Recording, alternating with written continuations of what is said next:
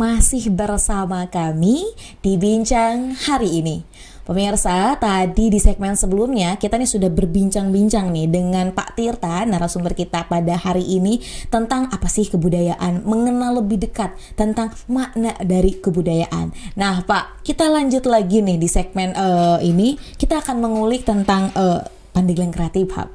Tentunya salah satu upaya untuk melestarikan kebudayaan ini bukan hanya melalui pribadi ya Pak ya, tapi juga bisa nih dimonitori oleh kelompok komunitas. Saat ini ada banyak sekali pemirsa komunitas yang bergerak dalam pelestarian kebudayaan. Salah satunya adalah Pandeglang Creative Hub.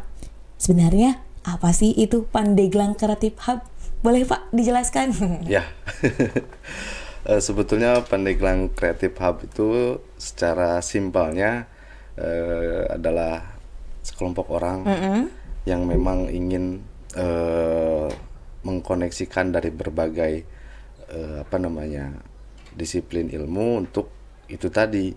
Kita tujuannya hanya ingin mendongkrak indeks pembangunan kebudayaan di Kabupaten Pandeglang itu supaya naik nantinya, supaya di provinsinya juga ikut naik gitu, supaya bisa nanti di tingkat nasionalnya itu bisa setidaknya sama dengan IPK nasional. Gitu.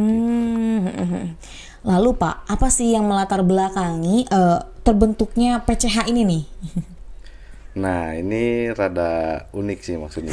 Kenapa nih Pak? Karena memang awalnya memang dari kegelisahan kita beberapa anggota melihat gedung Balai Budaya atau dulunya adalah Kewadanaan Pandeglang.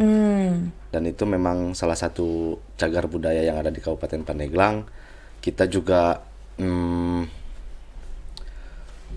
memohon izin juga awalnya kepada Dinas Pariwisata Kabupaten Pandeglang, dan memang itu ada di wilayah kantor Dinas Pariwisata dan Kebudayaan Kabupaten Pandeglang. Nah, lalu kita minta izin untuk awalnya hanya untuk bikin kegiatan. Kegiatan apa itu Pak? Yang pertama itu yang kita buat adalah telusur kultur Pandeglang. Telusur kultur Pandeglang. Boleh diceritakan Pak, telusur kultur Pandeglang itu ngapain?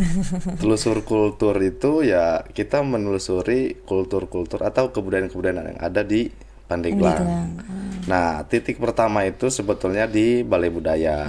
Itu yang nanti cikal bakal kita sekretariat di sana, terus tempat Balai Budaya itu dirapihin segala macam sampai sekarang rapi, terang, dan alhamdulillah kemarin tahun 2023 itu udah dicat sama Dinas Pariwisata. Terima kasih juga.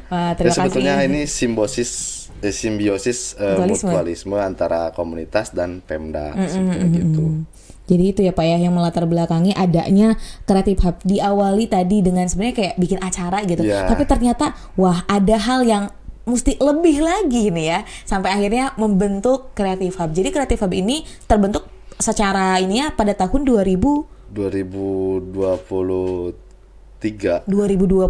ya Pak ya. Baru 1 tahun ini langsung berjalan dengan penuh sekali kegiatan dari awal tahun sampai akhir tahun. Sudah ada ya Pak ya. Di 2024 ini tentu 2024 sudah ada juga sampai akhir tahun.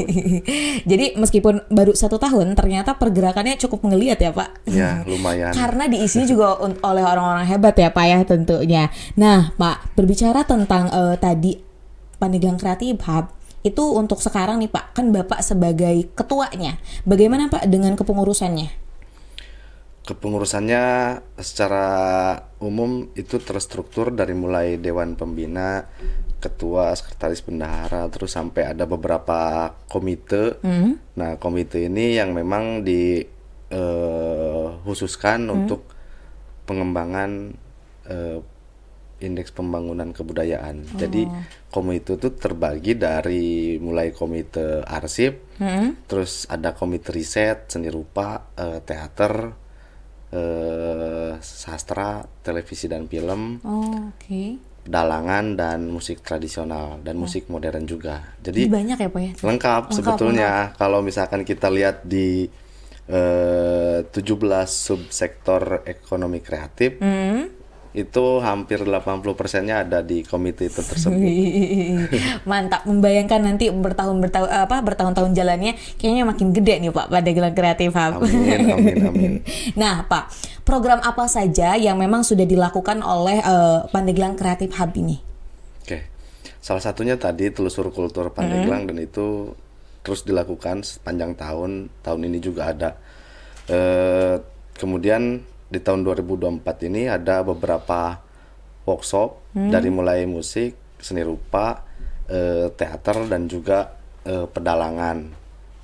Kalau yang workshop film juga ada. Oh, ada. Ada nanti diprogramkan oleh kita. Kalau komite-komite yang lain seperti riset, arsip itu sudah integrasi ketika komite yang lain membuat program, mereka sudah integrasi untuk meriset dan membuat arsipnya. Jadi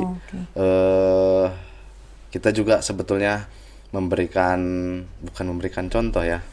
Apa ya, kalau memberikan contoh malu kayak juga. Seolah-olah kayak paling bener nih. Iya. Mencoba untuk lebih terstruktur di dalam organisasi komunitas kreatif. Itu sih sebetulnya. Jadi nggak perlu, maksudnya nggak terlalu tinggi untuk capaiannya. Kita hanya untuk belajar terstruktur untuk berorganisasi, itu aja. Baik. Ternyata memang programnya nih ada banyak dan ini bukan hanya tentang kayak kesenian saja ya Pak ya. Tadi juga Pak Tirta juga menyampaikan bahwa ada loh nanti workshop perfilman. Nah itu tuh terbuka untuk umum kah atau bagaimana Pak? Ya, semua yang diprogramkan oleh kita terbuka untuk umum dan memang semakin banyak masyarakat umum terlibat, itu nanti sebagai database kita untuk menjadi indikator IPK itu. Jadi memang sebetulnya di Banten atau di Pandeglang itu bukan pelakunya yang sedikit, tapi peminatnya juga banyak sebetulnya. Banyak. Tapi pendataannya yang kurang. Karena memang dari beberapa penelusuran, nah ini kan telusur kultur. Jadi awal udah telusur dulu ya Pak ya. Dari beberapa penelusuran, data yang udah ditemukan oleh pemerintah dan data di lapangan ternyata jauh sekali perbedaannya gitu. Jadi kita juga membantu pemerintah untuk mendata komunitas-komunitas lain atau pelaku-pelaku yang lain, dan itu memang sebetulnya salah satu tujuan hub untuk itu. Untuk mewadahi ya Pak untuk ya? Mewadahi, karena memang peminatnya ada, pelakunya ada, tapi memang tadi wadahnya nih kadang untuk di Pandeglang sendiri khususnya mungkin belum banyak ya Pak ya. Mau ngapain gitu loh. Iya betul. Semuanya ada kan. Semuanya ada, tinggal diwadahi dan difasilitasi dan akhirnya disalurkan.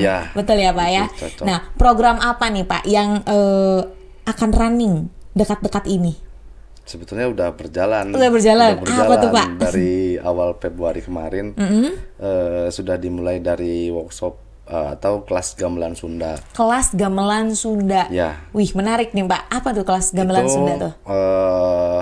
Kita belajar bareng terkait bagaimana cara menabuh gamelan Sunda. Lagu-lagunya apa aja, terus teknik menabuhnya seperti apa gitu.